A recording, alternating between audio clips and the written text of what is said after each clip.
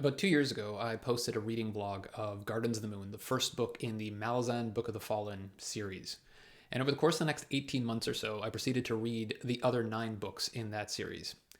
And I haven't really talked about them very much. Part of that is because I wasn't making videos for a little bit. And part of that is just because it's taken me a really long time to put my thoughts together about this series. But now I think I've got it. I think I've sorted out my feelings. I've had enough time to let it marinate. And so in this video, I want to tell you exactly what I think about Malazan Book of the Fallen, the good, the bad, and why I think this series is perfectly representative of everything that's right and wrong with modern fantasy. First of all, let me acknowledge that Malazan Book of the Fallen is quite possibly one of the most divisive series I've ever heard of. Sure, there's plenty of fandoms out there with their rabid fans and rabid detractors, but Malazan Book of the Fallen just seems to be more extreme in both directions. Malazan fans are crazy about this series, and they will tell you with no reservations that it is the best thing ever written. And Malazan detractors will say it's just too complicated, it's unnecessarily complex, boring, drawn out. And the reality is, I agree with both of those camps to some degree, and yet I'm pretty sure what I'm about to say is going to piss off both.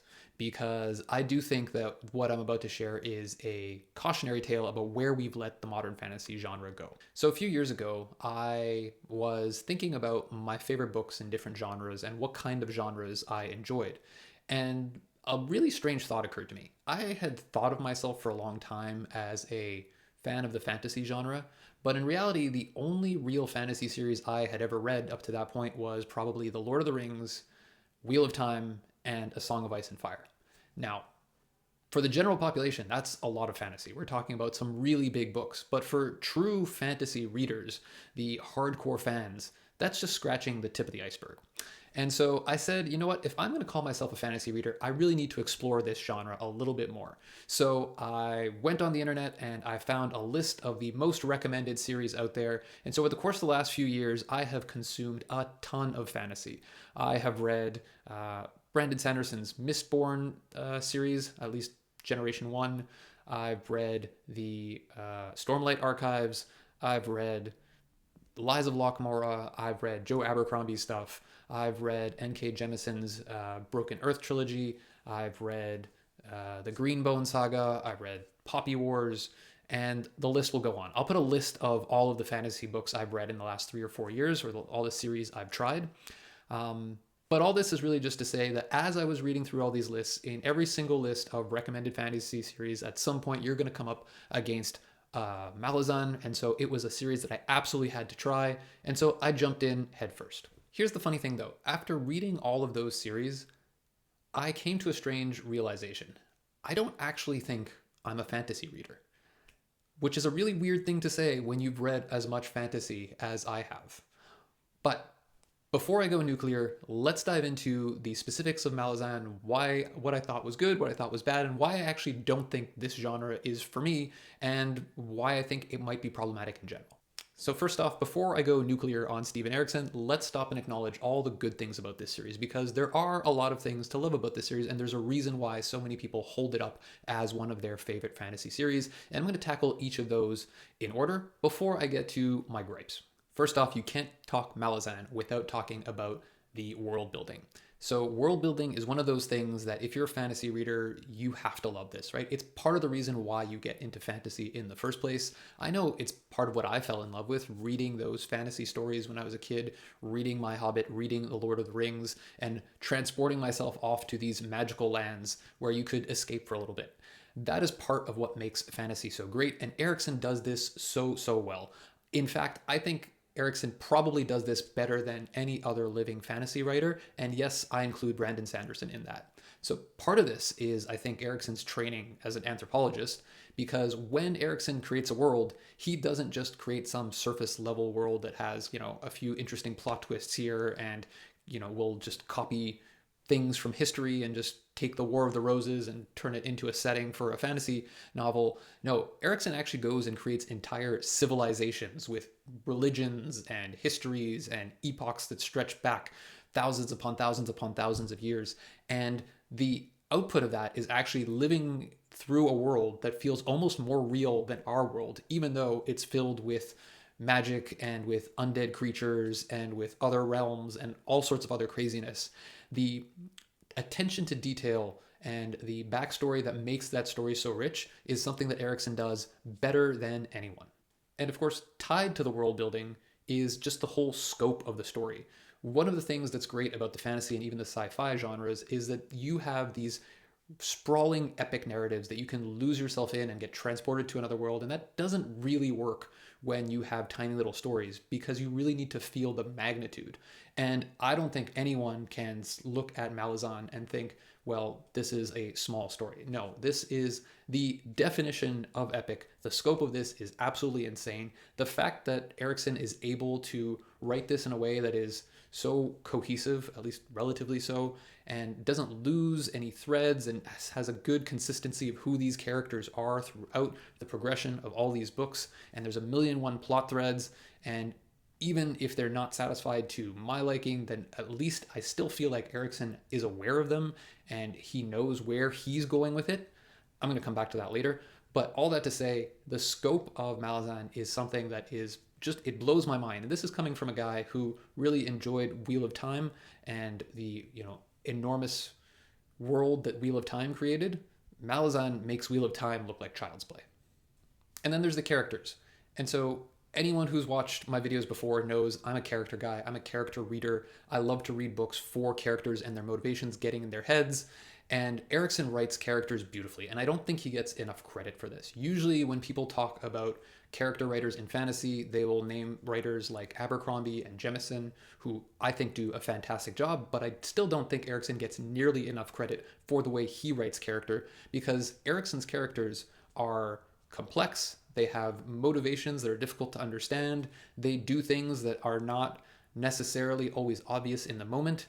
And so they feel like real people, because real people are contradictory and you can't always predict what they're going to do, and you can't predict what Erikson's characters are going to do, and yet they feel very real and they don't feel like they are just doing things for the sake of progressing the story. Reading Malazan Book of the Fallen really feels like you're following a set of people through a world and you're watching the story unfold through their eyes. The only problem with that is, well, I'll come back to that later. In addition to the characters, there's all the work that Erikson does on theme. And the way Erikson writes theme really is worthy of someone who writes literary fiction. Oftentimes, genre fiction like fantasy or like sci-fi or thrillers or any other type of genre fiction generally gets short shrift when it comes to writing about deeper themes, but Erikson really, really does a good job here. You can read through Malazan and get themes of justice, of found family, of identity, of so many things all packed into a really immersive story. And I think the unfortunate thing about this is that so much attention is paid to the plot in Malazan that oftentimes readers are taking so much of their mental energy just trying to figure out who's doing what, where are they going, what part of the world are they in, what timeline are they in, all of these really complicated plot matters, and are not paying nearly enough attention to the complex and deep themes that Erikson is exploring through his writing, which, like I said, are worthy of literary fiction in a lot of cases. And then there's the prose. The prose, the writing style. Listen, let me just say this. Erikson, when he wants to, can write some of the most beautiful prose in fantasy. The problem, the big whopping problem, is whether or not that effort is always being put in. Which brings me to some of the challenges here. And now we come to the part where I start to air some of my grievances. And some of this might seem trite or not all that important, but this first point really, I believe, is actually core to one of the biggest problems in modern fantasy. And that is inconsistent writing style. So we have seen, or even as I just said, Erikson is capable of absolutely beautiful writing. And yet there are so many examples in his book where things just feel rushed from a narrative perspective, from a style perspective, just in general, things seem rushed. And some people might care about this, some people might not. In fact, in the fantasy world, I feel like readers break into two camps, those who care about the writing style and those who don't. Those who do care about writing style tend to be devotees of Robin Hobb and spend half their time dunking on Brandon Sanderson. Those who care less about writing style are the aforementioned Sanderson's biggest fans. And so you've got these two camps who have different opinions on how much writing style matters. But here's the thing, writing style is more than just how well you put a sentence together. It's how you craft a story in its entirety. And Erikson, like I've said already a few times now, is definitely capable of writing beautiful prose and even writing a beautiful arc. And yet there are so many examples where he just drops the ball. For example, in my very first reading vlog, when I talked about Gardens of the Moon, the end of that first book, I mentioned the way that book was wrapped up. The main conflict in that book was wrapped up in such a way that in the course of a few paragraphs, the single biggest point of conflict in the book got resolved like this, to the point where I didn't even realize it had happened. I actually had to flip back several pages to realize that the main source of conflict in the book was gone. I missed it. I missed the resolution of the conflict because that's how quickly it happened. So this was the first book, and my assumption was, Erikson is setting up a much bigger plot, and so that was actually just sort of a little bit of a red herring, and it was supposed to distract my attention away from something else. But here's the thing, in almost every single book in this series, that's how the resolution to every single plot line ends up happening. You have this massive sort of buildup, and then a resolution that's either super quick or non-existent, which ultimately leaves you feeling unsatisfied. And so I don't understand how a writer as polished as Erikson, as capable as Erikson, manages to end up doing this. Another example of this is the way that Erikson will basically use the exact same literary device to start almost every single scene. Basically, you jump into a new scene, you are in a character's head, but you do not find out who that character is until about 2 pages later. And so you read the first couple of pages of a scene using nothing but pronouns, and you are left wondering who this is. And I understand that this is a device that writers will use to build up tension and mystery, and it draws you into the story. But when you do it every freaking scene, it becomes tired, it becomes old, and it becomes annoying, quite frankly. Another example. I'm going off here. I apologize, but these are the things that really get under my skin. There are characters who are introduced and point of views that are introduced where you have to wonder why. What was the purpose of this? In book either 9 or 10, there's an entire chapter devoted to the inner monologue of a Barghast clan chief whose role in the story is, for all intents and purposes, completely irrelevant. He's like the 4th chief down in a line of other chiefs who've been murdered, and so he's taking over, and so we get this kind of inner monologue of his where he's regretting his decisions and he's not sure he can do it and all this stuff, and then we never hear from him again. Why did we need those 30 pages or whatever it was? The reality is we don't, and any good editor would have taken a look at that and said, you don't need this. So why didn't they? And the only answer I can come up with, quite frankly, is just plain laziness. And here's where I draw this back to the rest of the genre as a whole. When you look at the fantasy genre, the poster boy for fantasy in the modern world is Brandon Sanderson. Not a guy who's known for his beautiful, eloquent writing style. He's known for pumping out books like a machine. And so as Sanderson is pumping out all these books, basically, you don't have time to polish your prose, because when you polish writing, it doesn't happen in a first draft. It happens with a whole lot of editing. And so if your focus is on getting out as many words as you possibly can, there's no way you're going to end up with beautiful, eloquent prose. On the flip side, you have a guy like George R.R. Martin who spends so much time polishing, I don't know what he's polishing, if it's words or trophy or what, that he can't find a way to actually put out a book to save his life.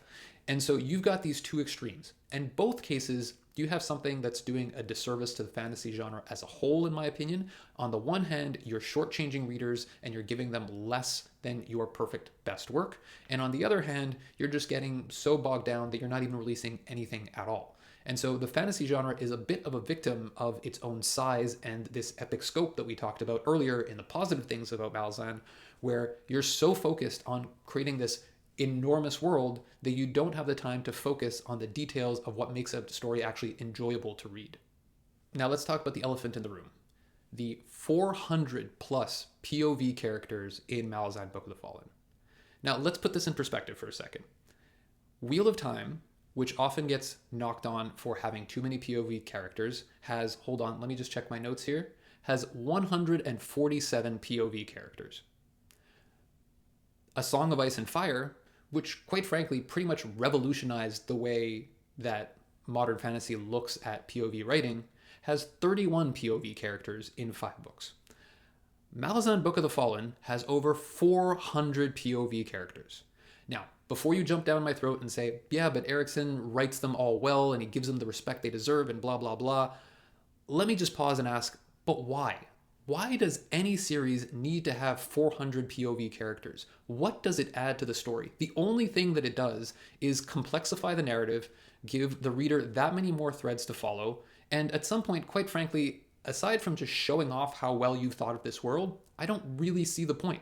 It's self-indulgent and it's a bit of a mess. And all of the criticisms that people level against Malazan Book of the Fallen can be tied back to this weird desire to introduce new POV characters at every step of the way. Why are you introducing new point of view characters in book 10 of a 10-book series? It doesn't make any sense. Not only do you introduce them, but then you abandon them. So no one cares, and all you've done is confuse us, and now we're trying to keep track of all these characters, and no one knows what's going on. And all of this because why? I don't know why. But the characters aren't even the biggest problem. The biggest problem in Malazan Book of the Fallen is by far the pacing.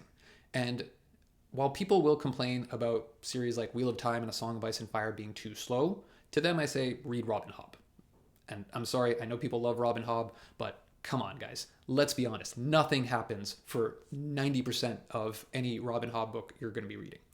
So I don't think Malazan Book of the Fallen's challenge is that it's too slow. If anything, the pacing is too quick. A lot of things are happening in rapid succession. There's a lot of things that are going on. No, the issue is with all of the different things that are happening, you end up with these climactic moments that ultimately don't have a payoff.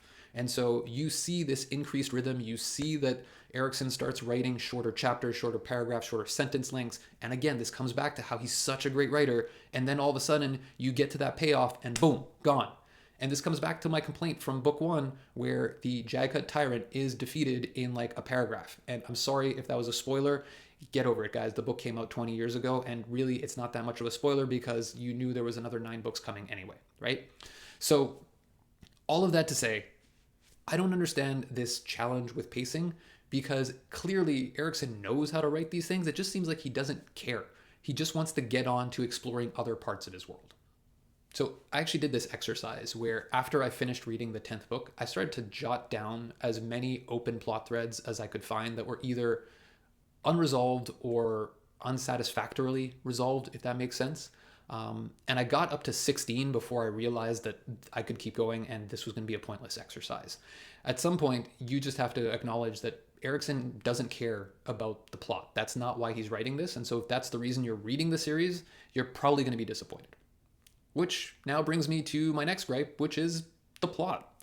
So when people talk about Malazan, they always say the plot is confusing, it's hard to follow, it's too complicated. I've heard so many really intelligent reviewers say, this book was too smart for me. I don't buy that. I don't believe it. I was able to follow the plot for the most part. Maybe it was because I read all 10 books in such a short, compressed amount of time. But the reality is, even if you do what I did, and even if you go back and read summaries of previous books, or even if you look up certain plot threads to remind yourself where things are, the plot's just messy. It's not up to a reader to have to put in that much work to follow your story. That is the writer's job. That is the author's job. If the author's not doing that, that's called bad writing. Here's the wildest part about Malazan Book of the Fallen. I genuinely believe that you could actually tell this story without the Malazans. How crazy is that? Like, I don't actually think that the people that the series is named after are actually core to the story. I actually think you could tell the story without an entire civilization that represents probably 50% of the pages written in the series. So why are they in there? Why are so many of the people in there that are in this book? And I think it comes back to this disease that bigger is always better. And it's just not true. There's things that should be cut out of a story, and it just seems like those scissors have been locked away and no one's been allowed to cut anything. All of this rounds out to what I think is the biggest problem with Malazan and with a lot of modern fantasy, and that is this disease of self-indulgence. I feel like too many fantasy authors get lost in their own little worlds, in this imagination that they have, which is fine because that's probably why they are fantasy writers in the first place, right? They got into this genre because they have these wild imaginations, and so they build out these great worlds, and so then they explore them and they put that on the page. And that's wonderful and that's fantastic for a first draft. But after that, you need to come back to it and you need to cut things out and you need to make the story flow and you need to remember that you have an audience out there that deserves to have a story that can hold itself together and that shouldn't have to do third-party research to follow the story that you are trying to tell.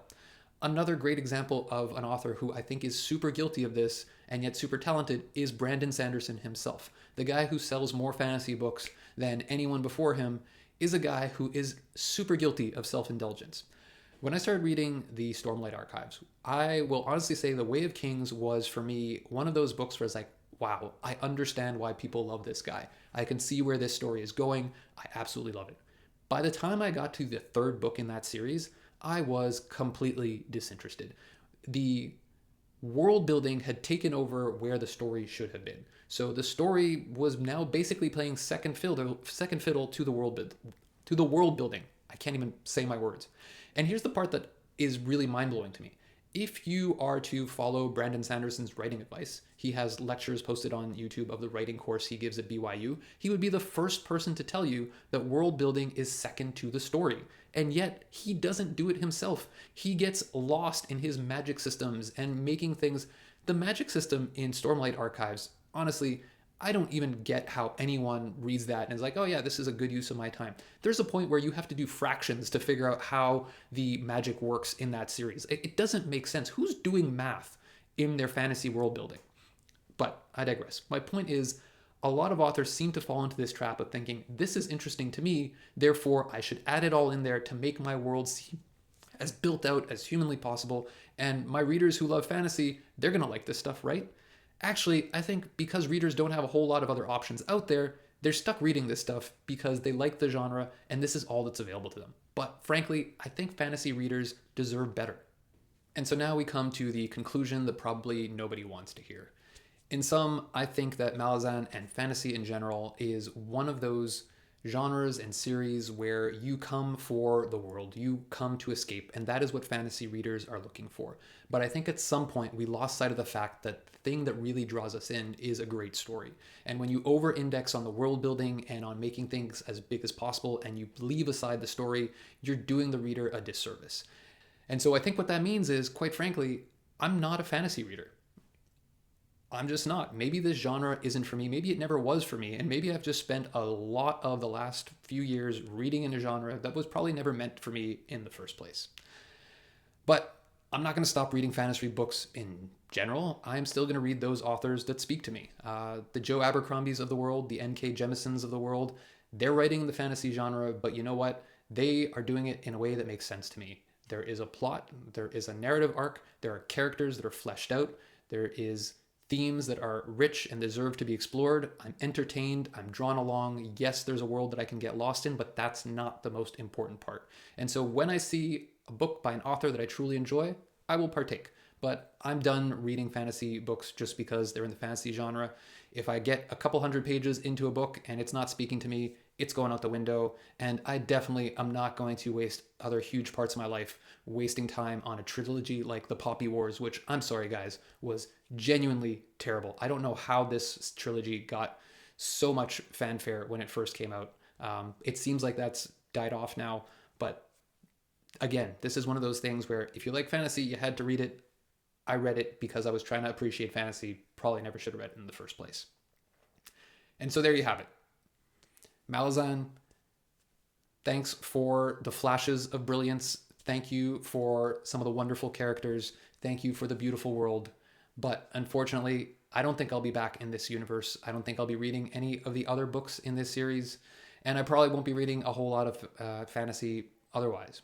And for those of you who've stuck around this long, thank you so much for watching. And I hope you will check out some of the other videos on the channel or drop me a comment and tell me why I am either so wrong or so right about Malazan, because I'd love to have this conversation. I would love to understand from people what is so great about a world that it can trump a story.